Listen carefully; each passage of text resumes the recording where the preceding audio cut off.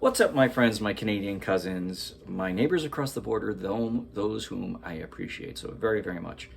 So this is a companion video to one I had just done. In fact, I just finished filming it from the Brandon Gonez Show, Canada versus America, and what he walked around Niagara Falls, interviewing the average person on the street to find out what they really think about Americans. I thought it was well done, and it was insightful, and I was bracing for something a lot worse than it really was. And I thought, for the most part, while I do analyze and break down some of the things people said to overcome some stereotypes, I thought most people were fair and hard to argue with. But not everybody, and you'll see if you watch that video. I'm doing a companion video because this tackles the same topic, but from the CBC News, the national program, which I've come to really like and respect. If you've seen, I've said that before in some of my other videos, and if you've watched them, you can check them out. So the only thing is, I see that this was from 6 years ago, whereas the other video was of more recent vintage. And I think what was happening in American politics 6 years ago versus now, there may be, I'm expecting a different perspective, maybe even a worse perspective. So I'm bracing for it. So let's check it out, and I'll see you on the flip side, my friends. It's Monday afternoon on the remarkably multicultural campus of Ryerson University in downtown Toronto. A lot of these students are new immigrants or second generation. Others belong to the big city's dwindling white population. But their bond is their Canadianism, a shared patriotic cockiness bordering on smug, if polling data is to be believed. Even the newest arrivals seem to have internalized that to be Canadian is to somehow live on a higher moral plane, especially with regard to certain others. We can think about national identity as having... Those others are the subject of Tracy Rainey's Canadian Studies class today. We need to... Just to pause for a second. If you're going to look at the perspective of college students, I think you have to understand college students' perspectives in general. And that's not representative of the entire population at large. Build up a national identity. On average, Canadians are more likely to say that they would rather be a citizen of Canada than any other country, that the world would be a better place if more citizens were like Canadians were, that we are, in some respects, superior to Americans. To her students, though, in some respects, barely... That general statement, I don't really have a problem with it. I think because when you look at how Canada has progressed as a nation and its ability to take care of all of its citizens in a way that the United States hasn't done, from my perspective, in my opinion, I know some of my fellow countrymen would have a very different opinion about this. I would agree. Begins to express it. It's not to say Rainey America tests the question. doesn't do things that are Canada is better than the Canada United does. States. I think it Can does. we see a show of hands who would agree with that? Okay. Versus a show of hands. Keep your hands up in the air. Okay, so generally speaking, Canada is a better country than the United States. Keep your hands up in the air.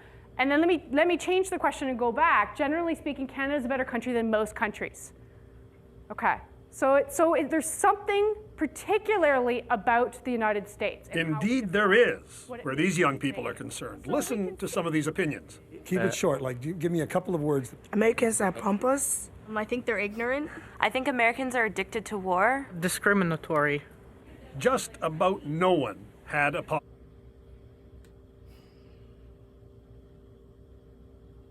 Yeah, I understand why they think that.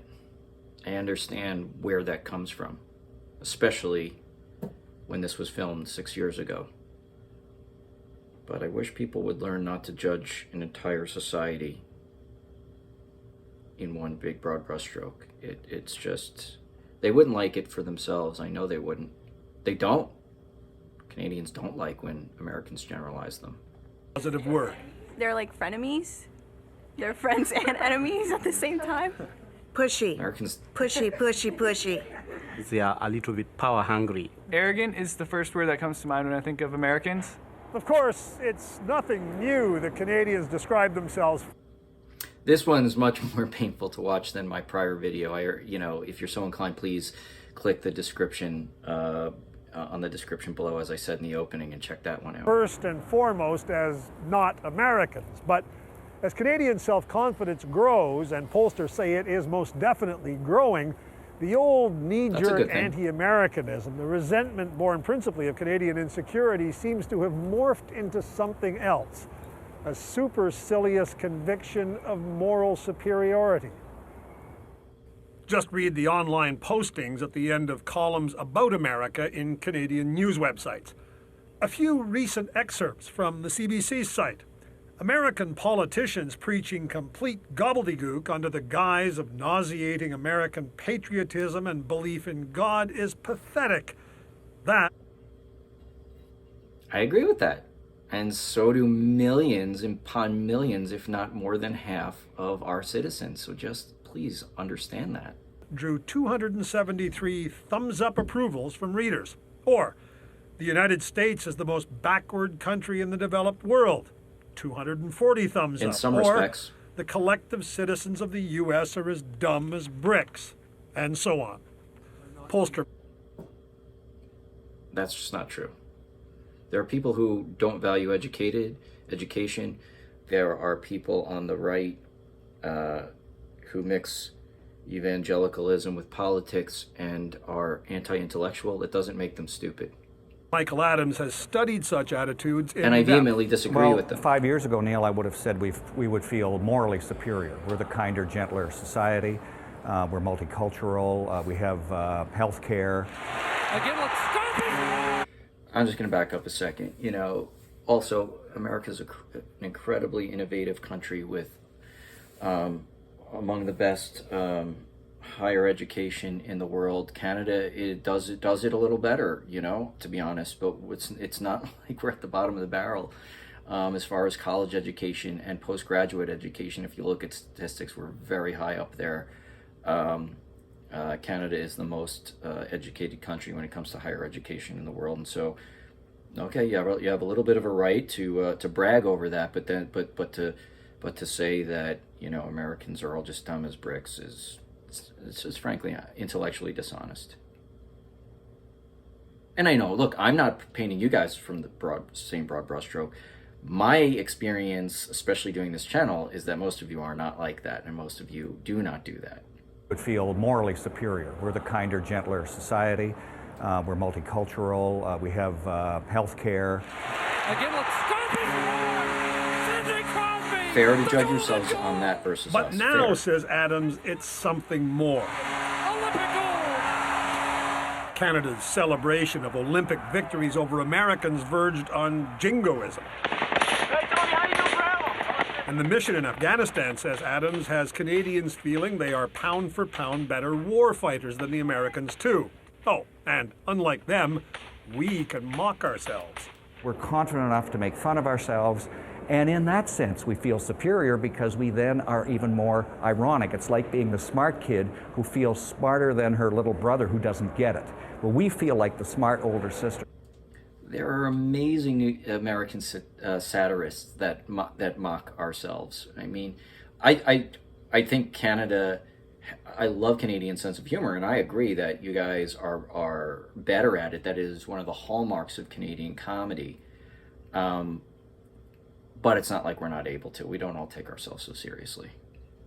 Just watch my video about the Molson Canadian commercials, which was all making fun of Americans, and see how much I laughed about that. Gets it. Talking to America! Nothing distills that notion like Rick Mercer's famous Talking to Americans skits. Essentially, Mercer exploits the American eagerness to engage with strangers, no matter how silly the topic. I had no idea that Canada's on a 20-hour clock. But it's actually the same amount of time, but just our minutes are longer.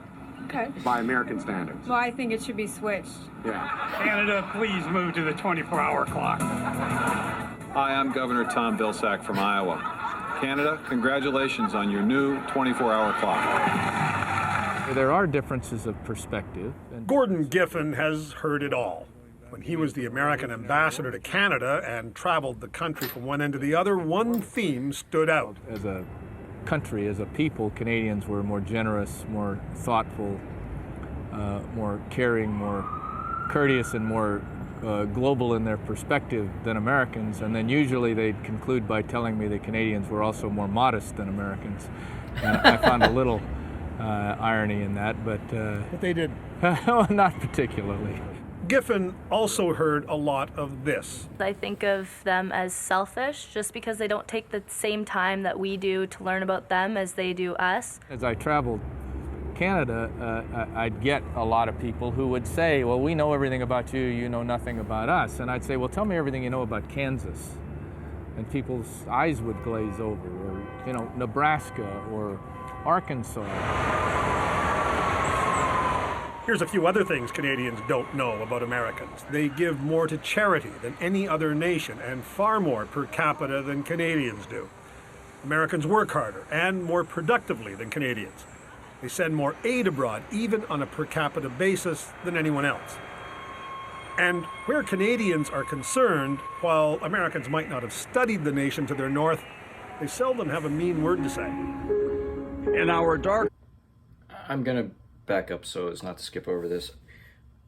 I do think that it's true that America, as I said before, we're a little bit more, as a general rule. I don't think I am specifically, but you know, we're a little bit more too much inward looking. I'm not really sure why that is, but I think one of the reasons why a lot of nations know more about us than we about them is, again, you know, excluding massive amounts of people do not fall into that, but it's because we are big and we have produced so much entertainment and culture that gets exported, you know, that the world just sees more of us, consumes more of our culture. They don't have to, they do, than we of anyone else, but you know, that's changing somewhat with the availability of streaming services. We get an incredible amount of British TV over here, British shows. I love it. British comedy, more Canadian stuff as well, and yeah. So I think that's part of the reason. That said, I'm not excusing it. You know, our schools in the elementary school, you know, middle school through high school, there's basically no attention paid to Canada, and I think that's wrong. I think it's absolutely wrong. One of our most important allies, one of our best strategic partners, one of our biggest trading partners, a country that has a lot of cultural similarities to us, a country that has so many cultural distinct traits to them. We should be learning about them and not just assume that they're America Junior, and that should be rectified. I agree with that 1,000%, and I wish it were. I'm doing it on a very small scale, but sadly, not very many Americans watch my content. Canadians are concerned, while Americans might not have studied the nation to their north, they seldom have a mean word to say. In our darkest hours, Canada has been with us. NBC's Tom Brokaw broadcast an essay about Canada during the Olympics. I reacted to that essay. Canadians are so generous, they share with us their brightest stars in music, comedy, acting, sports, and journalism. And here was the result when we took a paper and pen down to DuPont Circle here in DC. We simply asked people to write down one word about Canada.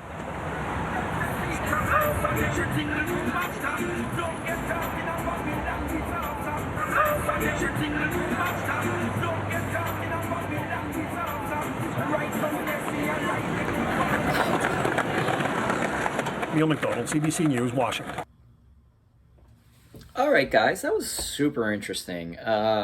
Yeah, but different perspective.